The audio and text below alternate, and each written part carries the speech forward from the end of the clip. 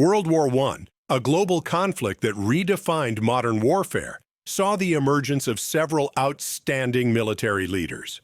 Among them, John Monash, an Australian general, stands out for his remarkable command abilities and innovative strategies. Monash's leadership during the war was instrumental in turning the tide of battle in favor of the Allies, especially during the crucial campaigns on the Western Front. His success in coordinating combined arms tactics, infantry, artillery, tanks, and aircraft revolutionized battlefield strategy and paved the way for modern military operations.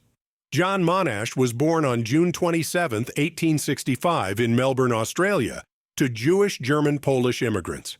His upbringing in a diverse and multicultural household instilled in him a sense of discipline and intellectual curiosity. Monash excelled academically and pursued higher education in engineering and law, ultimately earning degrees from the University of Melbourne. His career as a civil engineer was marked by significant achievements, particularly in bridge building, which would later influence his approach to military logistics and engineering. Monash's military career began in the Victorian militia, where he gradually rose through the ranks. Despite his relatively late entry into full-time military service, Monash displayed a natural talent for leadership and strategic planning. By the time World War I broke out, Monash had established himself as a capable and respected officer in the Australian Army. When Australia entered World War I in 1914, Monash was tasked with commanding the 4th Infantry Brigade of the Australian Imperial Force, AIF. He led his brigade in the Gallipoli campaign, a harrowing and ultimately unsuccessful attempt by the Allies to seize control of the Dardanelles. The Gallipoli campaign was marked by brutal fighting and devastating losses, but Monash's leadership and organizational skills earned him a reputation for being a highly competent and effective commander. Despite the overall failure of the Gallipoli campaign, Monash's meticulous planning and ability to maintain morale in difficult conditions stood out.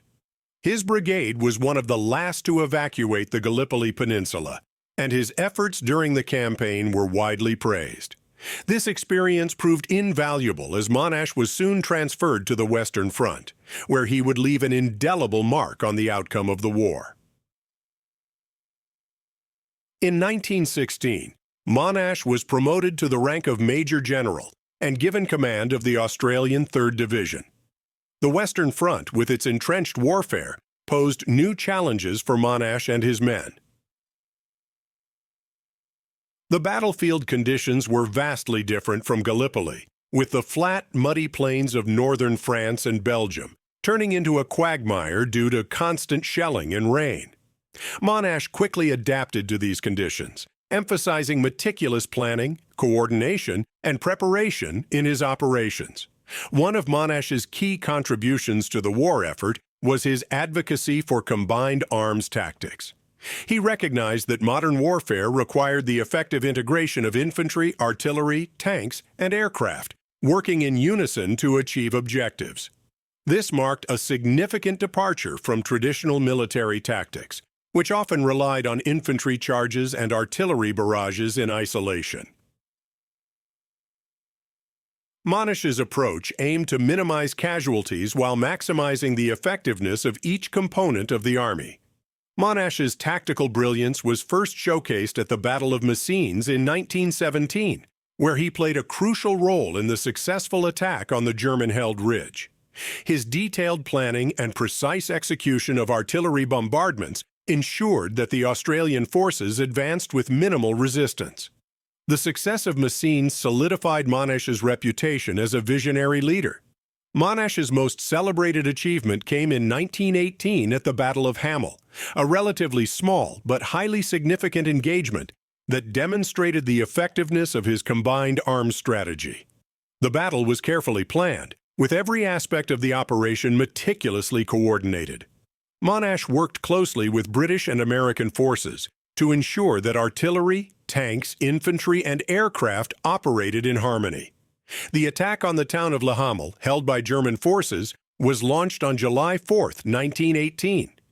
Monash's innovative tactics including the use of creeping barrages, air support, and synchronized infantry and tank movements, resulted in a swift and decisive victory. The battle, which lasted just 93 minutes, was a resounding success and set the standard for future Allied offensives. Monash's leadership in Hamel earned him widespread acclaim, and his strategies were adopted by other commanders across the Western Front. The Battle of Hamel also marked the first time that American troops fought under Australian command, further highlighting Monash's ability to collaborate with international forces. His emphasis on preparation, coordination, and minimizing casualties made him a standout figure among Allied commanders. Monash's success at Hamel paved the way for his role in the 100 Days Offensive, the final Allied push that led to the defeat of Germany. As the commander of the Australian Corps, Monash played a central role in a series of battles that ultimately broke the German lines and forced them into retreat. His leadership during the Battle of Amiens in August 1918 was particularly crucial, as it marked the beginning of the end for the German army.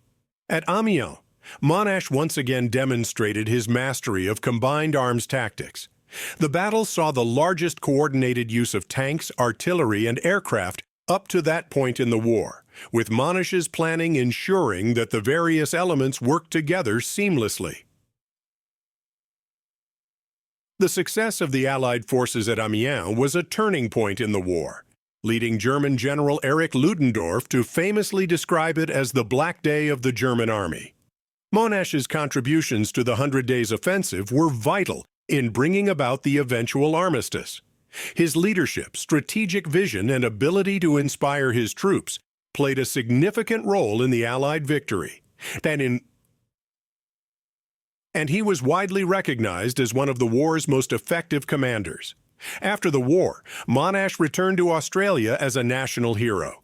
His leadership had not only secured military victories, but also saved countless lives by reducing unnecessary casualties through careful planning and innovative tactics. Monash's post-war contributions were equally impressive, as he took on key roles in public service and infrastructure development. Monash became a leading figure in the construction of war memorials and played a key role in organizing the repatriation of Australian soldiers. He also oversaw the development of major public works projects, including the electrification of the railway system in Victoria. Monash's contributions to engineering and public service cemented his legacy as one of Australia's greatest leaders, both in times of war and peace. Monash's legacy is preserved through numerous honors and memorials, including the naming of Monash University in Melbourne in his honor. His leadership principles and strategic innovations continue to be studied by military historians and officers around the world, and his impact on modern warfare is undeniable. John Monash's role in World War I is a testament to the power of innovation, preparation, and leadership. His ability to adapt to the changing nature of warfare and his commitment to minimizing casualties set him apart from other commanders of the time. Monash's success on the Western Front, particularly at the Battle of Hamel and the Battle of Amiens, helped secure the Allied victory and shape the course of military strategy for decades to come. His legacy as one of Australia's greatest military leaders and a pioneer of modern warfare remains an enduring symbol of the transformative power of visionary leadership. Thank you for watching our video on the remarkable life and leadership of General John Monash during World War I. If you enjoyed learning about his contributions to the Allied victory and his innovative strategies, please give this video a thumbs up and subscribe to our channel. We'd love to hear your thoughts on Monash and his legacy, so feel free to leave a comment below. Your support helps us continue bringing you fascinating historical content. Until next time, keep exploring history with Heroes Historia.